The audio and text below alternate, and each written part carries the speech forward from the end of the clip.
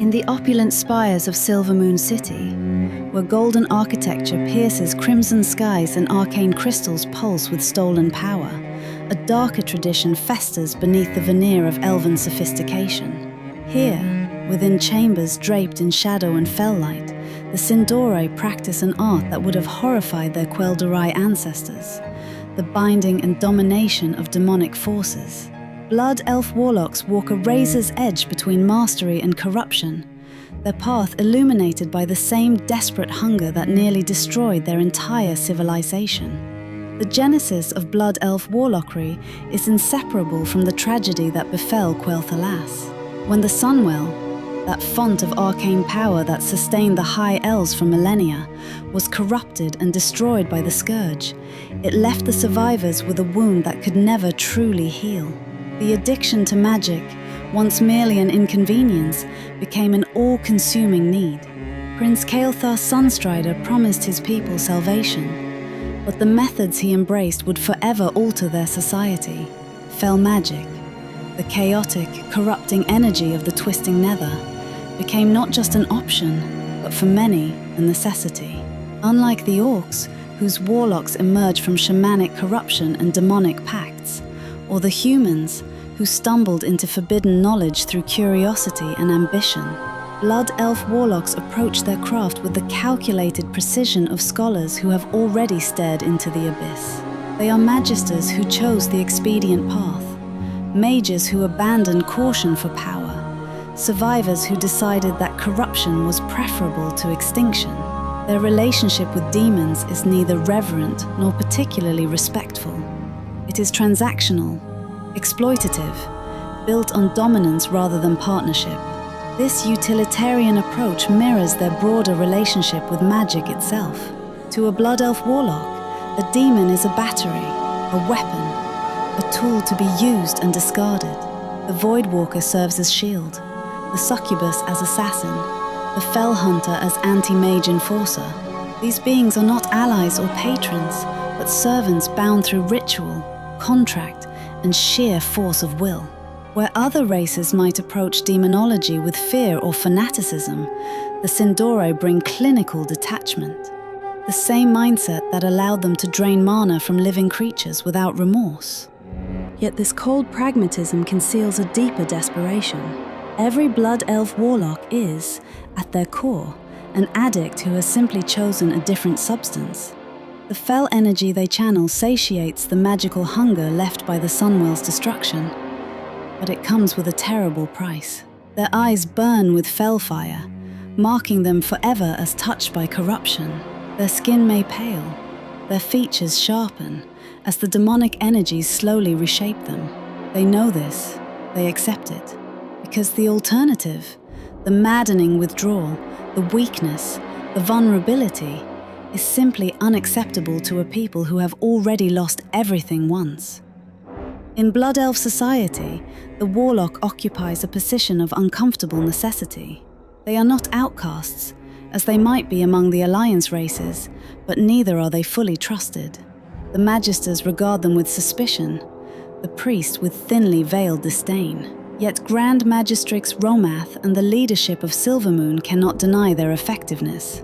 When Silvermoon's enemies press at the borders, it is often warlocks who hold the line, their demons swarming across the battlefield while they rain destruction from behind fell shields. This acceptance, however grudging, speaks to a fundamental truth about Blood Elf culture. Survival justifies sacrifice. The same philosophy that led them to drain mana from magical creatures, to siphon energy from Naru, to follow Kael'thas into increasingly dangerous territories, now permits them to embrace fell magic openly. They have already compromised so much of what it meant to be High Elves, their name, their values, their very eye color, that consorting with demons seems merely another step down a path already taken. The Blood Elf Warlock spellwork reflects this marriage of high elven sophistication and desperate pragmatism. Their incantations retain the lyrical quality of Thalassian, but the words now invoke beings of chaos rather than arcane formulae. Their summoning circles are geometric masterpieces, precise and elegant even as they channel the most primal of magics. When they raise their hands to unleash hellfire or shadow bolt, there is an artistry to their destruction, but also an edge of barely controlled hunger, a tremor that suggests the power is not entirely under their command. And perhaps that is the greatest irony of Blood Elf Warlockry. In seeking to master demons, to dominate them as tools and weapons, these elves risk becoming the very thing they bind. The fel corrupts, it whispers. It promises ever greater power for ever smaller prices, until the warlock looks into a mirror and realizes they can no longer see where they end and the corruption begins.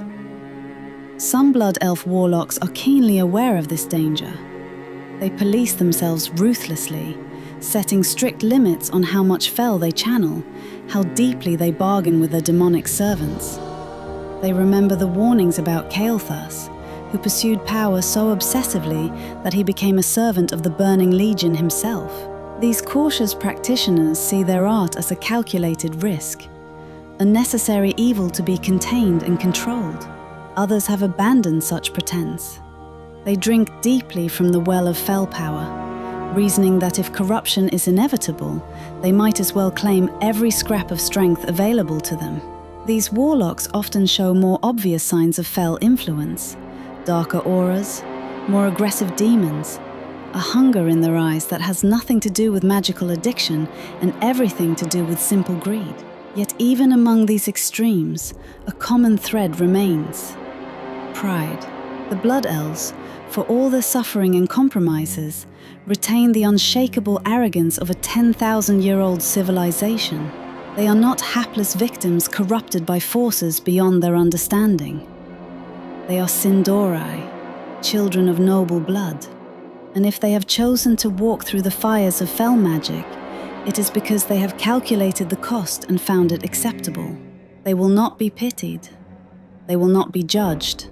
They have survived the unsurvivable and will pay any price to ensure they never fall again. Thus, in the shadowed halls and demon-warded chambers of Silvermoon, the Blood Elf Warlock stands as a monument to their people's transformation. They are magisters corrupted and survivors pragmatic, scholars twisted and addicts enabled.